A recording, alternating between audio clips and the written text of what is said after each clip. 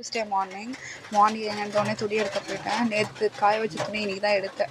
நேற்று ஈவினிங்கே எடுத்துக்கணும். நேற்று ஈவினிங் கொஞ்சம் வெளியே போயிட்டு வீட்டுக்கு வர லேட் ஆகிடுச்சு. டயர்டாகிடுச்சுன்னு தூங்கிட்டேன். இன்றைக்கி மார்னிங் எழுந்தோடனே தான் எடுத்தேன். மார்னிங் துணி எடுத்துகிட்டு பிரேக்ஃபாஸ்ட்டுக்கு வேறு போய் அரேஞ்ச் பண்ணணும்.